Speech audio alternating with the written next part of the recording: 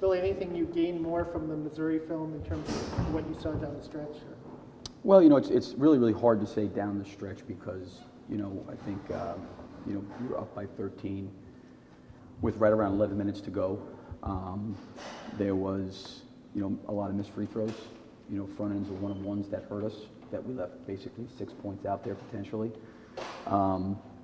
There were, you know, a couple of unfortunate plays I thought were big plays. I thought Patrick went up and tried to grab a great rebound. He kind of got undercut by Murphy. I'm not so sure it was a travel because the ball popped out of his hands when he hit the ground, and you know he picked it up and threw it to our guy. So that was a stop for us. We did a pretty good job. They got it back and made a three.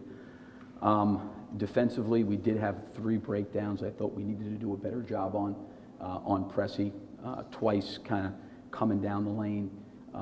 He got around our big, and the floor had to rotate. We had to give help. Ball could kick back out. 2 threes.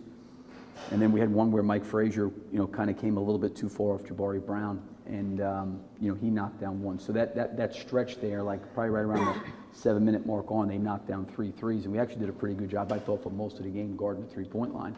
And then I thought offensively, you know, at times we got a little bit stagnant. We needed to do a better job of getting a piece of the paint than we did. I think our guys have been around long enough; they understand teams are going to make runs at them.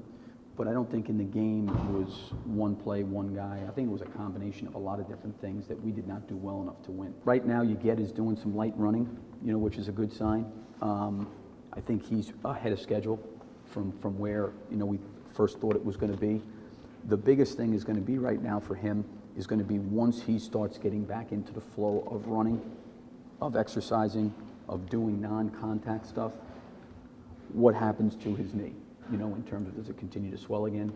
That's what they'll have to take. But he's way on target and way ahead of schedule right now in terms of where he should be. He's way ahead of that. But now we're getting into the difficult part right now for him, where we're going to see how his knee is in terms of the swelling once he starts running and doing those things. So the goal, what, Kentucky SEC tournament? Well, I think, you know, potentially, I mean, if the doctors clear him, I mean, there's probably, you know, an outside chance that, you know, he could maybe play the last 3 games of the year.